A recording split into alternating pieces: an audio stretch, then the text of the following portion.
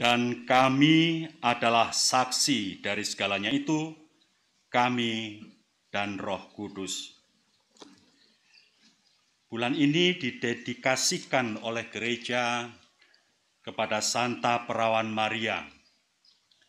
Maria adalah pribadi yang menjadikan terwujudnya kasih Allah yang sejak dulu direncanakan melalui bangsa Israel dalam Perjanjian Lama dengan melahirkan Kristus yang menjadi puncak dan sumber pewartaan kitab suci. Maria pun ketika dia tetap perawan, dia melahirkan Putra Allah yang Maha Tinggi. Dengan fiat-Nya, kesediaan untuk melaksanakan kehendak Allah, Maria mewujudkan sekali lagi kerahiman Allah menjadi nyata. Dia memenuhi apa yang menjadi kerinduan dari bangsa Israel dalam Perjanjian Lama. Dalam Perjanjian Lama Allah hadir. Allah hadir dalam wujud dekalog yang disimpan dalam tabut perjanjian. Tabut perjanjian mempunyai kekuatan Allah sendiri dan karena itu tidak sembarang orang bisa menyentuh. Maria mengandung Putra Allah, membawa dalam tubuhnya Putra Allah yang Maha Tinggi.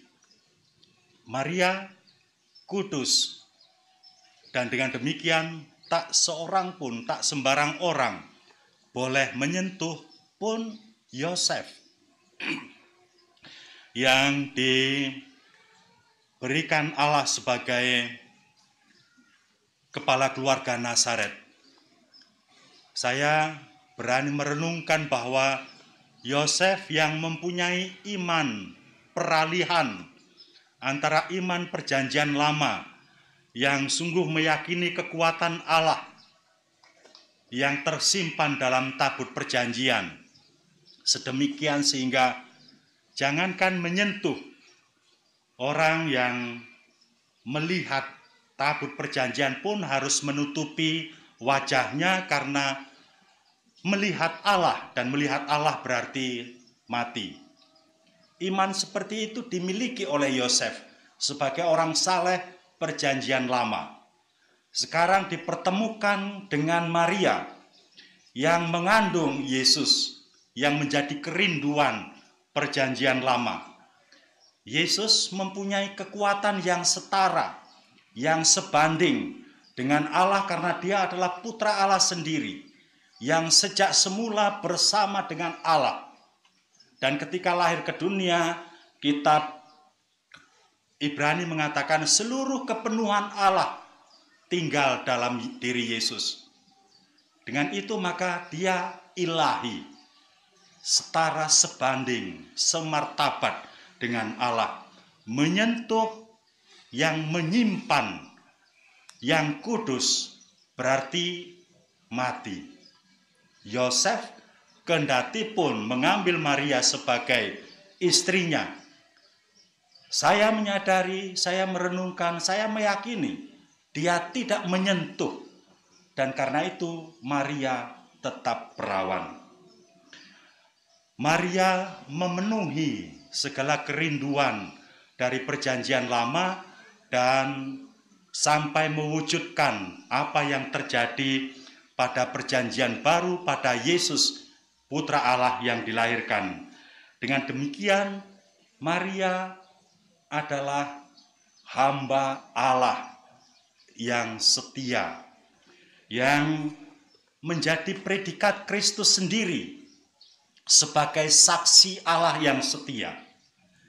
Kalau para rasul mengatakan untuk semua itu kami adalah saksi, kami dan Roh Kudus dikatakan. itu karena mengambil bagian dari pribadi Kristus yang dalam kitab Wahyu disebut saksi yang setia.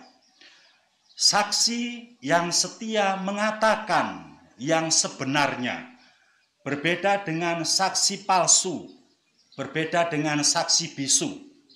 Kristus saksi sejati. Dia mengungkapkan seluruh kerahiman Allah, kehendaknya kepada manusia, agar semuanya, siapapun, mempunyai kemungkinan untuk seperti diungkapkan oleh penglihatan Yohanes dalam bacaan kedua tadi. Semua orang dari segala latar belakang hidup bersama dalam kemuliaan abadi Allah dan memuji Allah tak kunjung putus dalam kebahagiaan di surga. Saudara-saudari yang terkasih, dari atas salib Yesus memberikan Maria sebagai bunda kita, dan kita diberikan kepada Maria sebagai putra-putrinya. Dalam seluruh perjalanan pastoral Yesus, Maria diikut sertakan untuk melindungi putra-putri gereja, untuk melindungi murid-murid Yesus. Maria jangankan dimintai tolong, tidak dimintai tolong saja, hatinya tergugah. Dalam perjamuan nikah di Kana, ketika tuan rumah gelisah karena kehabisan anggur, karena akan segera datang orang-orang mempermalukan dia, Maria mengatakan kepada Yesus, mereka kehabisan anggur. Tuhan seakan-akan memberikan jawaban yang tidak menyenangkan. Mau apa urusanmu dengan aku, ibu? Waktuku belum sampai. Tidak diminta, Maria menolong, apalagi kalau diminta. Maka para saudara dan saudari yang terkasih, jangan ragu terhadap kebaikan Bunda Maria. Mintalah pertolongan, sedangkan dia tidak dimintai saja menolong. Bunda penuh belas kasih, mater misericordia. Maka dia akan tergugah dengan apapun segala kebutuhan kita. Maria senantiasa menjadi ibu yang sangat baik. Saudara-saudari yang terkasih, kita mendengar Petrus menarik ikan besar-besar dan dihitung jumlahnya 153. Barangkali dia ingin membanggakan diri bahwa begitu banyak jumlahnya sampai dia sempat menghitung. 153. Barangkali kita tidak menyadari bahwa 153 mempunyai arti yang lebih dalam dari sekedar jumlah angka itu. Kalau kita pada-padakan atau kita cocok-cocokkan, barangkali bisa dimengerti seperti ini. 153 itu jumlah penambahan angka 1 tambah 2 tambah 3 sampai tambah 17 berjumlah 153. Tetapi mengapa 153 yang merupakan penambahan angka 1 sampai 17? 17 adalah jumlah dari 10 ditambah 7. Ingat, angka 10 dalam perjanjian lama adalah dekalog, 10 perintah Allah. Musa mengundangkan kalau orang melaksanakan 10 perintah Allah, dia akan selamat. Disempurnakan oleh Yesus. Dekalog, kasih dalam perjanjian lama, sektarian, baru sebatas kelompoknya. Dalam Yesus, kasih itu universal. Karena itu perjanjian lama disempurnakan, dekalog ditambah dengan tujuh sakramen. Gereja Katolik meyakini bahwa kasih Allah itu total, tanpa batas, tanpa pamrih. Manusia selamat dengan menghidupi sakramen yang lahir dari lambung Yesus. Gereja lahir dari lambung Yesus dengan mengandung 7 sakramen itu. Gereja disayangi oleh Yesus seperti Hawa disayangi oleh Adam. Tak terpisahkan, 2 menjadi 1. Gereja disayangi oleh Yesus sebagai tubuh mistiknya, dan Yesus adalah kepalanya. Kepala tak mungkin terpisah dari tubuh, dan tubuh tak mungkin terpisah dari kepala.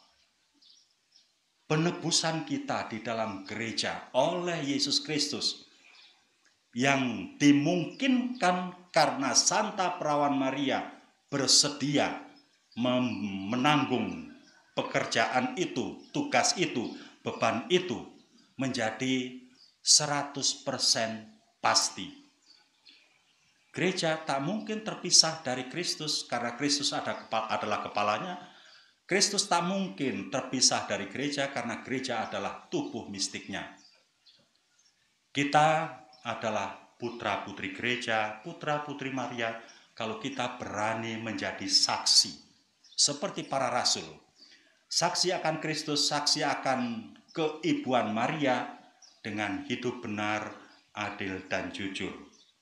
Tuhan memberkati kita. Amin.